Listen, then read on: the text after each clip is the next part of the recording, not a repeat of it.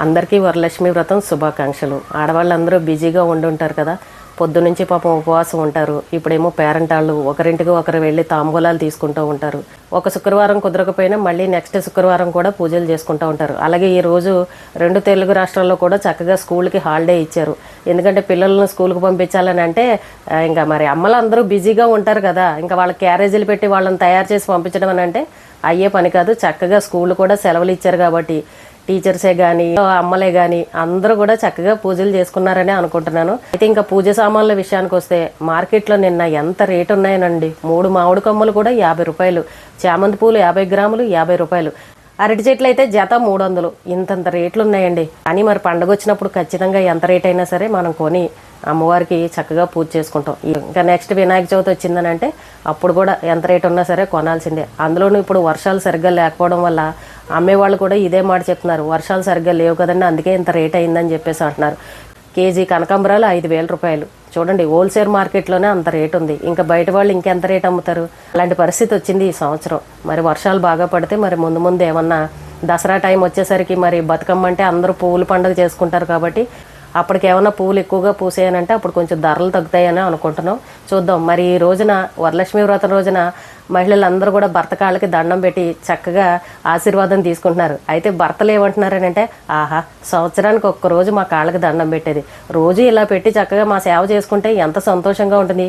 మిగిలిన రోజుల్లోనేమో ఇష్టం వచ్చినట్టు తిడతారు, ఇలాగా శ్రావణ మాసం పండగ వచ్చినప్పుడు మాత్రం చక్కగా అక్షింతలు వేయించుకుంటారని భర్తలు చాలామంది వేటకారంగా మాట్లాడుతున్నారు. అలా ఏమి ఉండదులేండి. రోజు భర్త కాళ్ళకి దండం పెట్టాలని అంటే అంత సమయం ఎక్కడుంటుంది? ఎవరు బిజీలో వాళ్ళు ఉంటారు.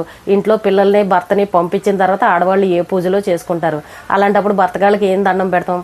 కానీ కొంతమంది మహిళలు ఉన్నారండి, పొద్దున్నే లేవగానే మంగళసూత్రాలు కళ్ళకద్దుకుంటారు, చక్కగా దేవుడి ఫోటోకి దండం పెట్టుకుంటారు. లేవగానే పక్కన భర్త ఉంటే భర్త కాళ్ళకి దండం పెట్టే మహిళలు మనలో కొంతమంది ఉంటారు. అలాంటి విషయాలు బయటకు ఎవరు చెప్పరు కాబట్టి మనకు తెలియదు. కానీ కొంతమంది ఇలాంటి సెంటిమెంట్లు కూడా పాటించే వాళ్ళు ఉంటారు. ఇప్పుడు ఏంటంటే అంతా బిజీ లైఫ్ అయిపోయింది. ఎవరు అడవుల్లో వాళ్ళు ఉన్నారు. భార్య ఉద్యోగానికి వెళ్ళాలి, భర్త ఉద్యోగానికి వెళ్ళాలి, పిల్లలేమో స్కూల్కి వెళ్ళాలి. ఎవరికి అంత సమయం ఉంటుంది చెప్పండి? ప్రశాంతంగా పూజ చేసుకుందామని అంటేనే కుదరదు. మరి ఏ పండుగ రోజు సెలవు వచ్చిందని అంటే అలాంటప్పుడు చక్కగా భర్తకి ఇలా శ్రావణ మాసంలో కాళ్ళకి దండం పెట్టి చక్కగా ఆశీర్వాదం తీసుకుంటారు. ఏది ఏమైనా కానీ ఇప్పుడు భర్తలు ఈ రకంగా మాట్లాడుతున్నారని అంటే ఈ మధ్యకాలంలో చూసాం కదా భర్తల మీద ఎలాంటి దారుణాలు జరుగుతున్నాయో. ఆ సందర్భాన్ని వాళ్ళు దృష్టిలో పెట్టుకుని ఆ భర్తల ఆలోచన అలా వెళ్ళిపోయి వాళ్ళు ఏమంటున్నారని అంటే మిగిలిన రోజుల్లోనేమో ఏం చేస్తారని భయపడే పరిస్థితి, ఇలా పండగ వచ్చినప్పుడు ఏమో కాళ్ళకి దండం పెడతారా అని కొంతమంది ఇలా సరదాగా మాట్లాడుతున్నారు. కానీ అందరూ అలా లేరులేండి. ఎక్కడో నోటుకో కోటుకో ఒకటి అలాంటి సంఘటనలు జరుగుతాయి. కానీ చాలామంది మహిళలు భర్తలంటే గౌరవించే వాళ్ళు ఉన్నారు. మరి ఇలాంటి విషయాల్లో భర్తలు కూడా ఆలోచించాలి. భార్యను లోకు చేసి మాట్లాడడం, భార్యలను ఇష్టం వచ్చినట్టు మాట్లాడడం, భార్య చేసిన వంటకి పేర్లు పెట్టడం, భార్యను నలుగురిలో అవమానించడం, భార్యను ఎక్కడికి తీసుకుని వెళ్ళకపోవడం, భార్యకి ఏమీ కొనివ్వకపోవడం, ఇలాంటి మగవాళ్ళు కూడా ఉన్నారు. నిన్న కూడా ఒక ఆవిడ ఎవరో కామెంట్ పెట్టారు, నేను 30 ఏళ్ళ నుండి ఏ పండుగ కూడా ప్రశాంతంగా చేసుకోలేదనండి, నాకు ఎప్పుడు కూడా ఏ ఒకటి కష్టాలు ఇబ్బందులు అని చెప్పింది. అంటే ఆ కష్టాలు ఇబ్బందులు లేని వాళ్ళు ఎవరు చెప్పండి? అందరికీ కూడా ఆర్థిక ఇబ్బందులే. ఆర్థిక ఇబ్బందుల వల్ల ఇంకా ఏవో ఒకటి కష్టాలు వస్తూ ఉంటాయి. ఎప్పుడు ఏవో ఒకటి కష్టాలు అని చెప్తున్నానంటే ఆవిడకి పాపం ఎన్ని కష్టాలు ఉన్నాయో. మనలో కూడా చాలా మందికి కష్టాలు ఉంటాయి. కష్టాలు లేని వాళ్ళు మాత్రం ఎవరు ఉండరు. ఏంటంటే ఆ కష్టాలను అలా పక్కన పెట్టి ఇంకా సంతోషంగా ఉండడానికి ప్రయత్నం చేయాలి. ఏదో ఒక రోజున అవే తీరతాయిలే, మన ప్రయత్నం మనం చేద్దామని అలా గుండె ధైర్యం చేసుకుని ఎవరి పనులు వాళ్ళు చేసుకుంటూ జీవితాన్ని గడిపేస్తూ ఉన్నాం. ప్రతి ఫ్యామిలీలోనూ ఏవో ఒకటి ఉంటూనే ఉంటాయి. 2 భార్యాభర్తలు కష్టపడితే కానీ రోజు గడవని పరిస్థితి. ఇంకా అప్పుల విషయానికి వచ్చాయంటే వేలల్లోనూ లక్షల్లోనూ ఎంత చెట్టుకు అంతగాలన్నట్టు ఏ కుటుంబానికి తగ్గట్టు ఆ కుటుంబానికి ఆర్థిక ఇబ్బందులు ఉన్నాయి. అప్పులే కావచ్చు, ఇంకోటే కావచ్చు. అలాగే అనారోగ్య సమస్యలు ఉన్న వాళ్ళు కూడా ఉన్నారు. కష్టాలు లేని కుటుంబం అంటూ ఏదీ లేదు. కాకపోతే బయటకు వచ్చి ఎవరు చెప్పుకోరు. కొంతమంది చెప్పుకుంటారు, కొంతమంది అలాగే లోపల మనసులో బాధపడుతూ ఉంటారు. ఆవిడ ఏమనుకుంటున్నారంటే నాకే ఈ కష్టాలు ఉన్నాయి, 30 ఏళ్ళ నుంచి నా కష్టాలు నా బాధలు తీరట్లేదు, ఎప్పుడు నా జీవితం ప్రశాంతంగా లేదో అని అనుకుంటుంది. అలా అనుకునే వాళ్ళు ఎంతమంది లేరు చెప్పండి? ఎవరికి వాళ్ళే అనుకుంటారు నా జీవితం బాగాలేదు, నాకు ఈ రకంగా కష్టాలు ఉన్నాయని. ఎవరి మనసుకి వాళ్ళకి అలా అనిపిస్తుంది. కానీ అందరికీ కష్టాలు ఉన్నాయి, ఏవో ఒకటి ఇబ్బందులు ఉన్నాయి. మరి ఏం చేస్తాం? ఆ టైం వచ్చినప్పుడు అదే తీరుతుందిలే, భగవంతుడు ఏదో ఒక సాయం చేస్తాడులే అని అలా భగవంతుడిని నమ్ముకుంటూ మన ప్రయత్నాన్ని మనం చేసుకుంటూ అలా జీవితాలను గడుపుతూ ఉన్నాం అనమాట. మన ఓపిక ఉన్నంత వరకు కష్టపడడం, ఇలా భగవంతుడిని నమ్ముకోవడం, ఇంక ఇలాంటివే చెయ్యాలి. ప్రతి ఒక్కరికి ఒక రోజు అనేది ఉంటుందండి, దానికోసం మనం ఎదురు చూడాలంతే. ఆ కష్టం తీరాలని అంటే ఆ టైం వచ్చేంత వరకు ఆ బాధల్ని ఆ కష్టాలను అలా భరించాలి. అంటారు కదా, ఆ టైం వచ్చేంత వరకు నీకు కర్మ ఏదో ఉంది, అందుకే ఇదంతా అనుభవిస్తున్నావు అని అంటూ ఉంటారు కదా పెద్దవాళ్ళు. ఇంకా అలాంటివి ఏవో ఉంటాయి, ఇంకా తప్పదు, ఏం చేస్తాం. కానీ చాలా మటుకు అందరికీ కూడా ఆర్థిక ఇబ్బందులే కారణం. డబ్బు లేకపోయేసరికి ఏ పనులు అవ్వవు. డబ్బుతోనే అన్ని విషయాలు ముడిపడి ఉంటాయి. మరి ఏం చేస్తాం, డబ్బు ఒకేసారి సంపాదించాలని అంటే అవ్వదు కదా.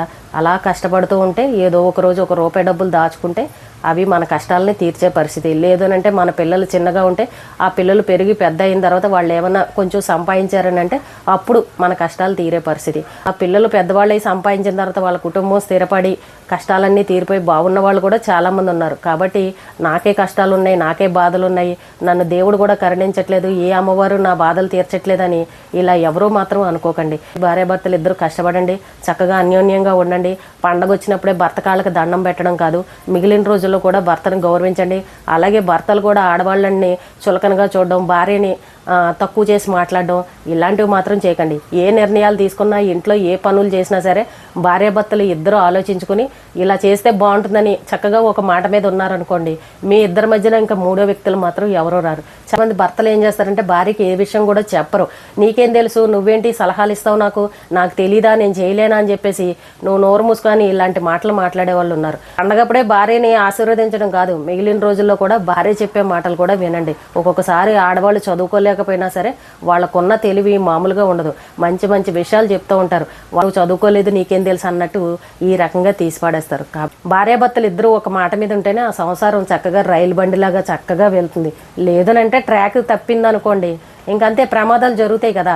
అదే మనం ఎగ్జాంపుల్గా తీసుకోవాలి. కాబట్టి పండగ వచ్చినప్పుడే ఇంట్లో సంతోషంగా ఉండడం, మిగిలిన రోజుల్లో కొట్టుకోవడం, తిట్టుకోవడం, ఎవరికి నచ్చినట్టు వాళ్ళు ప్రవర్తించడం ఇలాంటివి మాత్రం చేయకండి. మనం అమ్మవారికి దండం పెట్టుకుని మన ఇష్టం వచ్చినట్టు మనం చేసామనుకోండి, అమ్మవారు మనకి ఏం సహకరిస్తుంది చెప్పండి. మనం కూడా దానికి తగ్గట్టే నోరును అదుపులో పెట్టుకోవాలి, మన ప్రవర్తన బాగుండాలి, ఒకరి మాటను ఒకరు గౌరవించుకుంటూ ఉంటే అప్పుడు మీ మాటకు తగ్గట్టు అమ్మవారు కూడా మీకు సహాయం చేస్తుంది, మీ జీవితాలు బాగుంటాయి. భర్తలందరూ ఈ రోజున ఖుషి అయిపోతున్నారు. సంవత్సరానికి ఒకసారి మా కాళ్ళకి దండం పెడుతున్నారు, రోజు పెడితే బాగుండు అని చెప్పేసి కామెడీగా సరదాగా అంటున్నారు. ఎప్పుడు సంతోషంగా ఉండాలండి. మనం బిజీ లైఫ్లో ఉన్నాం కాబట్టి భార్యలు పండగ రోజు మాత్రమే పెట్టుకుంటారు, లేదంటే భర్త మీద ఎందుకు ప్రేమ ఉండదు. ఎన్ని పూజలు చేసినా ఆ భర్త కోసమే కదా. కాబట్టి ఈ విషయాన్ని భర్తలు కూడా గమనించాలి. నా భార్య ఏ పూజలు చేసినా, ఎన్ని ఉపవాసాలు చేసినా అది నా కోసమే కదా అని. అలాంటప్పుడు నా భార్యను బాధ పెట్టకూడదని ఈ భర్తలు ఎప్పుడైతే చక్కగా అలాగా మంచి అభిప్రాయంతో ఉంటారో అప్పుడు భార్యలు కూడా సంతోషంగా ఉంటారు. ఏ కుటుంబంలోనూ ఎటువంటి గొడవలు ఉండవు. కాబట్టి మరొకసారి మన మహిళలందరికీ కూడా వరలక్ష్మి వ్రత శుభాకాంక్షలు. అందరిళ్ళకి వెళ్ళండి, చక్కగా పసుపు బొట్టు తాంబూలం అన్నీ తీసుకుని మీ కుటుంబం అంతా సంతోషంగా ఉండాలి. అమ్మవారి ఆశీస్సులు అందరి మీద మెండుగా ఉండాలని మరొకసారి కోరుకుంటున్నాను.